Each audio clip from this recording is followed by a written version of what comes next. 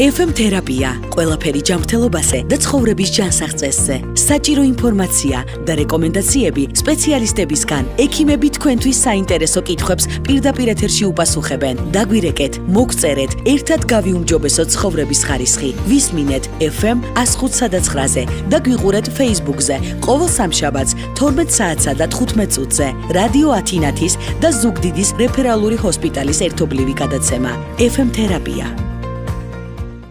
გამარჯობა, თქვენ უსმენთ და უყურებთ რადიო ათინათის და ზუგდიდის რეფერალური ჰოსპიტალის ერთობლივ გადაცემას. განსაზღვრავთ, ეს არის სისხლის ამოხველება, რას ნიშნავს ჰემოფთიზი? და შემდეგ უკვე გავაგრძელოთ საუბარი. ჰემოფთიზი ეს არის ჰემოს ბერძნული სიტყვა და ნიშნავს სისხლის ხველა. ჰემოფთიზი უფრო გასაგები რო იყოს, არის ხველა სისხლიანი ნახველით. ძალიან ხშირი არის შემთხვევები, როდესაც პაციენტი ახველებს კარგი ხნის განმავლობაში, მაგრამ არ აკითხავს ექიმს. მაგრამ როცა დაინახავს თუნდაც მცირეოდენ სისხლს ნახველში, ის უკვე განგაშის დიახ. მეც ასე ვიზამდი ამ შემთხვევაში და ვარდება პანიკაში და აუცილებლად მიმართავს სამედიცინო დაწესებულებას. მე როგორც წავიკითხე, რამდენად შემიძლია მე მქონდეს წვდომა ამ თემასთან, ძალიან ბევრი მიზეზი არსებობს ამისა, სადღაც შეიძლება იყოს მედიცინაში 100-მდე შემთხვევა, ჩვენ ალბათ დღეს ძირითად შემთხვევებზე ვისაუბრებთ, რამაც შეიძლება სისხლის ამოხველება გამოიწვიოს. რა სიმპტომები ახასიათებს ამ მდგომარეობას, ხო? ეს არის დაავადებას ვერ ვუწოდებთ ამას. ეს არის სიმპტომი. მართალი ბრძანეთ, ეს არ არის დაავადება, ეს არის სიმპტომი, რომელიც სხვადასხვა დაავადებას ახლავს. გააჩნია კლინიკურად დადგენილია. ეს დაკავშირებულია სასუნთქგზებთან, ზედა სასუნთქგზებთან, ძირითადად. სასუნთქი ტრაქტიდან არის ძირითადად ეს ჰემოფთიზი.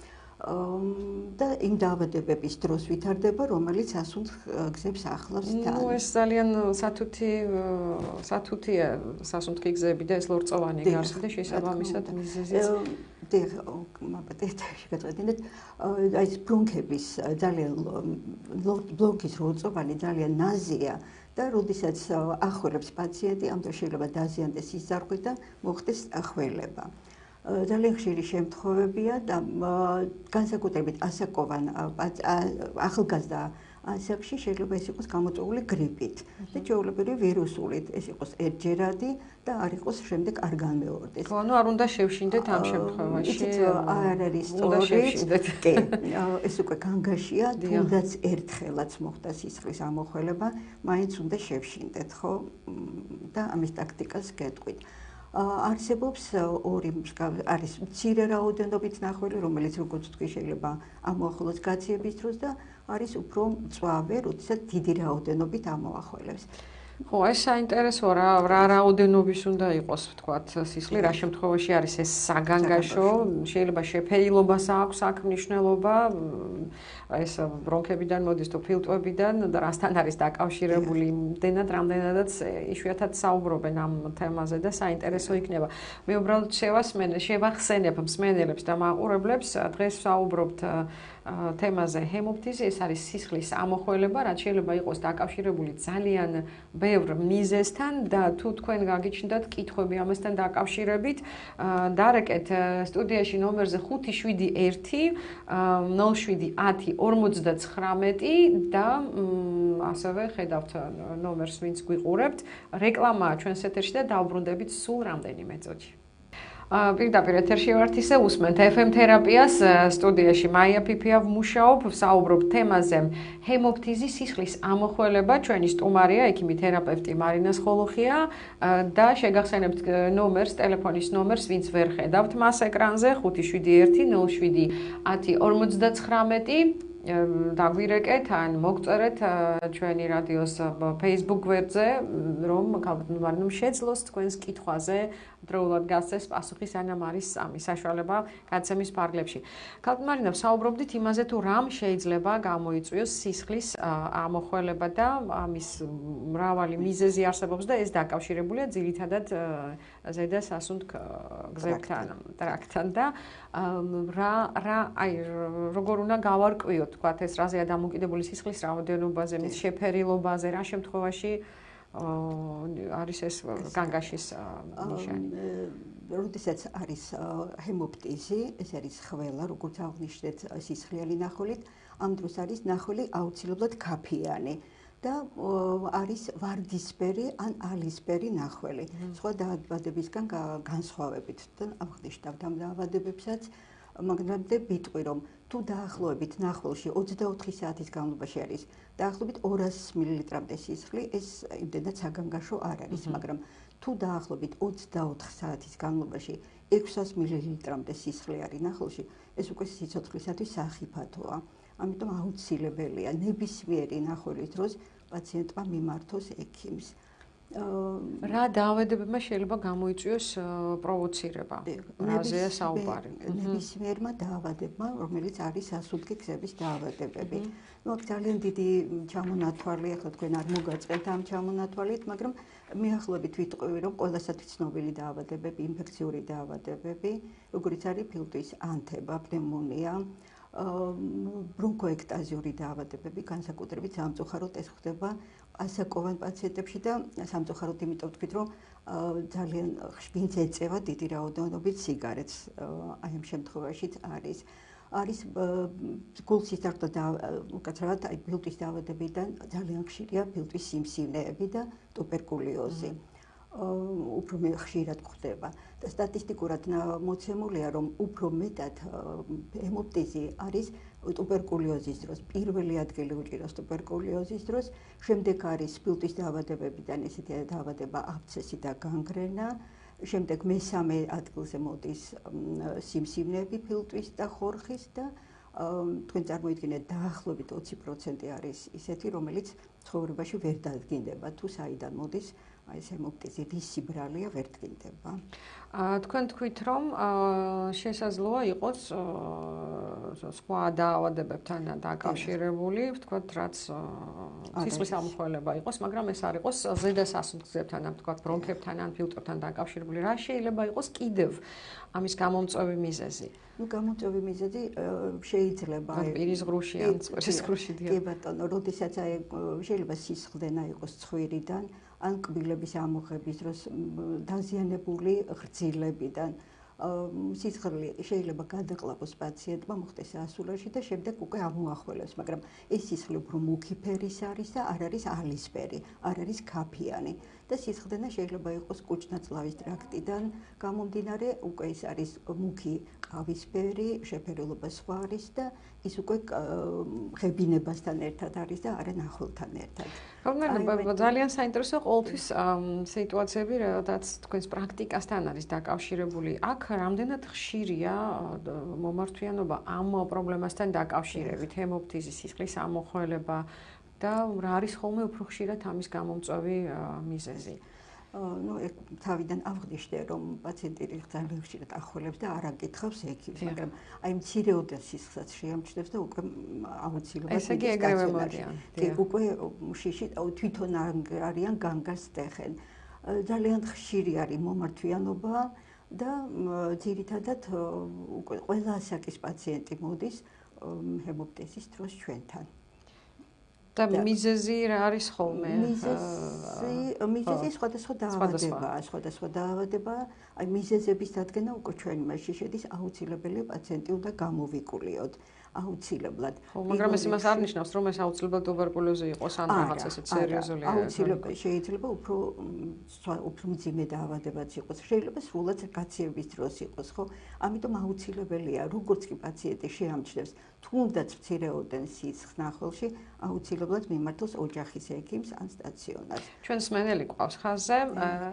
გამარჯობა, გისმენთ პირდაპირ ეთერში ხართ.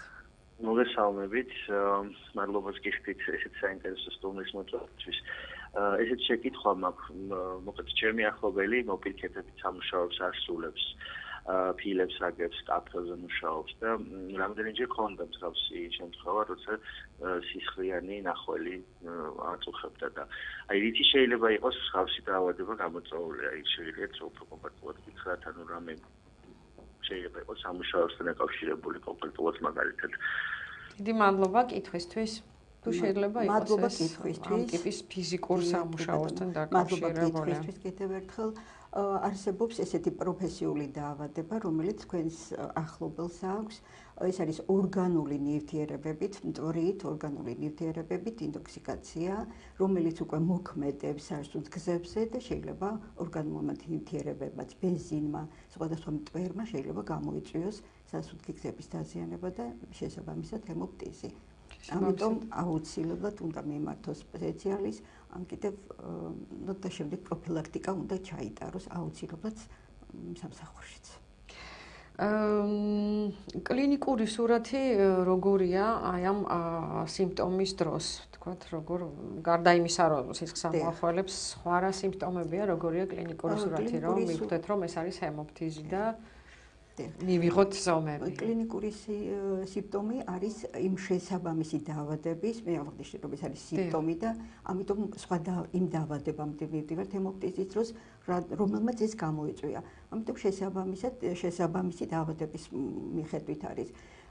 მცირე რაოდენობით სისხლიანმა ნახველმა შეიძლება არანაირი კლინიკური ცვლილება არ გამოიწვიოს. მაგრამ უკვე თუ დიდი რაოდენობით ამაში შეიძლება გამოიწვიოს ტახიკარდია, არტერიული წნევის დაცემა, ბერის ზიფერგრთალე და შესაბამისად თუ ეს გამოწვეულია, მაგალითად ძალიან ხშირია შემთხვევები იშვიათია შემთხვევები მიტრალური სტენოზების, რომ მძიმე ფორმის, ფილტვის არტერიის თრომბოზის დროს, მაშინ უკვე ტკივილი ექნება. ტუბერკულოზის დროს ბერგრთალე ხდება პაციენტი, ადინამიური ხდება, უფლიანობა აქვს. გააჩნია კლინიკას იმ დაავადებისას, რაც იწვევს. შესაბამისად ტემპერატურაც აქვს ან არა აქვს. ტემპერატურა შეიძლება არც კონდეს გამოხატული, შეიძლება იყოს. რა კვლევები ტარდება ამ დროს? ანუ გამოჩნდა სიმპტომი, მოგმართათ პაციენტმა, რა სახის კვლევების ჩატარება არის აუცილებელი პირველ რიგში? აუცილებელი კვლევები ჩვეულებრივ არის სისხლის საერთო ანალიზი, რენტგენი, მაგრამ აუცილებლად ამ შემთხვევაში საჭიროა ნახველის გამოკვლევა, კულტივირება. როგორც ბაქტერიოლოგიური, ასევე ციტოლოგიური, იმ შემთხვევაში ციტოლოგიური თუ ეჭვი მივიტანეთ სიმსივნეზე, ფილტვის ან ხორხის სიმსივნეზე. ბაქტერიოლოგიური აუცილებელია, იმიტომ რომ აქ უკვე დგინდება მიკრობით არის გამოწვეული, ვირუსით, ბაქტერიით თუ რითი არის გამოწვეული. აუცილებელი აგრეთვე კოაგულოპათიები, რადგანაც მიგითხარით, რომ ძალიან ბევრ დაავადებას შეუძლია გამოუწვიოს და ამიტომ კოაგულოპათიებმაც და ამიტომ კოაგულოგრამის აუცილებელია გავაკეთოთ ჰემოსტაზი, კოაგულაციური ჰემოსტაზის გამოკვლევა. კარგმანა ბავშვებში რამდენად ხშირად არის ეს სიმპტომი? დადგენილია, რომ ბავშვებში შედარებით იშვიათია, თითქმის არ ხდება, არის მხოლოდ აი როდესაც ხდება ასპირაცია უცხო სხეულით. აი იმ შემთხვევაში. ანუ ეს ტრავმასთან უფრო არის დაკავშირებული. და აი ტრავმაზეც მინდა კითხოთ, აი ტრავმისგან რამდენად შეიძლება იყოს, ანუ მექანიკური ტრავმა როდესაც არის? განსაკუთრებით სიმაღლიდან ვარდნისას, ან კიდე ავტოსაგზაო შემთხვევებითაც, როდესაც ზიანდება ფილტვის ქსოვილი, ამ შემთხვევაში შეიძლება დაზიანდეს კაპილარები და ხშირად იშვიათად, მაგრამ არის შემთხვევები, როდესაც ხდება ჰემოფთიზი, ეს ფილტვის დაზიანებაში. მე კიდევ ერთხელ შეგახსენებთ, რომ საუბრობთ თემაზე ჰემოფთიზი, ეს არის სისხლის ამოხველება, როგორც აღმოჩნდა, საკმაოდ ხშირად მიმართავენ სპეციალისტებს ამ პრობლემით და ამასთან დაკავშირებით კითხავთ, რომელ სპეციალისტებს უნდა მიმართოთ. უბრალოდ შეგახსენებთ ტელეფონის ნომერს 571 07 10 59 სტუდიაში ნომერი ვინც ვერ ხედავთ მას ეკრანზე. თერაპევტი მარინა სხულუხი არის დღეს ჩვენი სტუმარი სტუდიაში. მაია ფიფია მუშაობდა FM თერაპიას უსმენ ტრადიციულად ამ დღეს და ამ დროს. რომელ სპეციალისტს უნდა მიმართონ იმ შემთხვევაში თუ საერთოდ ზედა სასუნთქო ორგანოებთან აქვთ დაკავშირებული რაღაც ჩივილები და რა უნდა გააკეთონ? პირველ რიგში აუცილებლად უნდა მიმართონ ოჯახის ექიმს, თერაპევტ შესაბამისად და შემდეგ ოჯახის ექიმი უკვე თვითონ გამოკვლევების შემდეგ უკვე დადგინდება თუ რომელ სპეციალისტთან გადაამისამართებს აუცილებელია პაციენტი იყოს მშვიდად, თუ შეამჩნია ეს სისხლი ნახულში, იმიტომ რომ ამ ცოტა აღელვება მშიშება შეიძლება უფრო გააძლიეროს სისხლდენა. აუცილებლად უნდა მიმართოთ ოჯახის ექიმს. თუ კი ნამკურნალებია პაციენტი, ვთქვათ და აი მკურნალობაზე გადავალთ, მაგრამ მოგმართავენ თუ არა, აი უკვე ნამკურნალები პაციენტები, ვინც გაიარა რაღაც გარკვეული მედიკამენტოზური მკურნალობა ზედაპირ და სასუნთქებთან დაკავშირებით, აი ამ შემთხვევაში რა როგორ ხდება? გამოკვლევები. ჩვეულებრივად მაშინ დადგენილი ექნება უკვე თვითონ დაავადება, რის გამო ხდება, ამას მეკითხებით. და აი მკურნალობაზე ეს ანტიბიოტიკები და მედიკამენტოზური მკურნალობა როგორ ხდება? მკურნალობა შესაბამისად იმ დაავადებას უნდა უმკურნალოთ, რა დაავადებამაც გამოიწვია ეს ჰემოფთიზი. აუცილებლად უნდა ვიცოდეთ რა დაავადების გამო არის და შესაბამისი სპეციალისტი განაგრძობს შემდეგ მკურნალობას. დიფერენციული დიაგნოსტირება გვიწერია ჩვენ დღევანდელ თემასთან დაკავშირებით. რას ნიშნავს ეს? რატო არის ეს დიაგნოსტირება დიფერენციული? საუბარია ხშირ და უფრო იშვიათ შემთხვევებზე თუ რა ტიპის დიაგნოსტირება ტარდება ამ შემთხვევაში, როდესაც ამ სიმპტომთან გვაქვს საქმე. შეგახსენებთ ისევ, რომ ჰემოფთიზია დღევანდელი ჩვენი გადაცემის თემა სისხლის ამოხველება და ამასთან დაკავშირებულ დაავადებებზე საუბრობთ დღეს. დიფერენცირება უნდა მოვახდინოთ აუცილებლად სხვადასხვა დაავადებებთან და ეს დიფერენცირება ხდება ძირითადად უნდა ვიცოდეთ პაციენტმა ამოახველა თუ ამოაღებინა, რა ხარისხის იყო, რამდენჯერ ქონდა. ძალიან დიდი მნიშვნელობა აქვს ანამნეზის შეკრებას. მღებულობდა თუ არა ანტიაგრეგატულ ან ანტიკოაგულანტულ პრეპარატებს. აი მსმენელმაც დარეკა და თქვა, მუშაობს თუ არა ისეთ დაწესებულებაში, ისეთ წარმოებაში, სადაც არის მტვერი, რაღაც მავნე ნივთიერებები. აი ამ ანამნეზის მიხედვით ჩვენ უკვე შეგვიძლია მკურნალობის გარკვეული მეთოდები შევარჩიოთ ამა თუ იმ პაციენტის. და ჩვენს მსმენელი ყავს ისევ ხარზე, გისმენთ?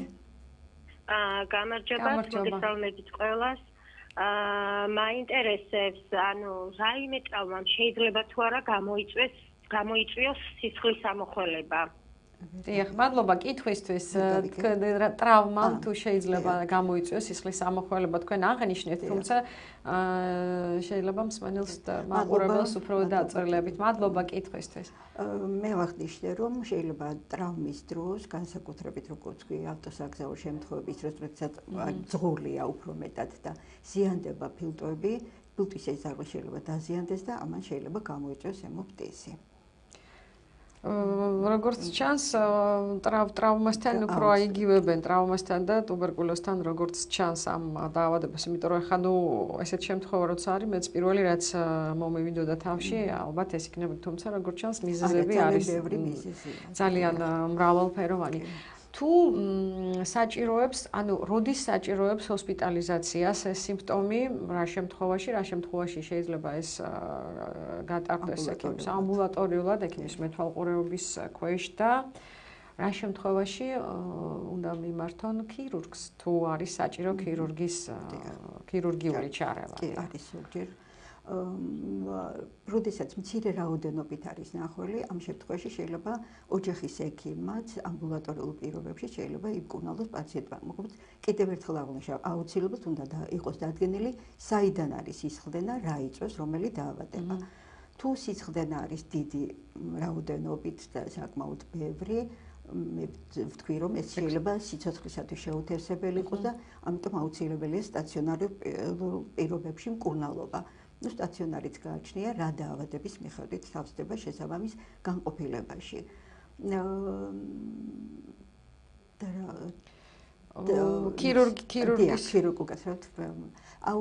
ქირურგიული ჩარევა არის იმ შემთხვევაში, თუ არ ჩერდება სისხლდენა და აი განსაკუთრებით აი კარგით მკითხეთ, ძალიან ხშირად გამოკვლევების ერთ-ერთი მეთოდი არის ბრონქოსკოპია.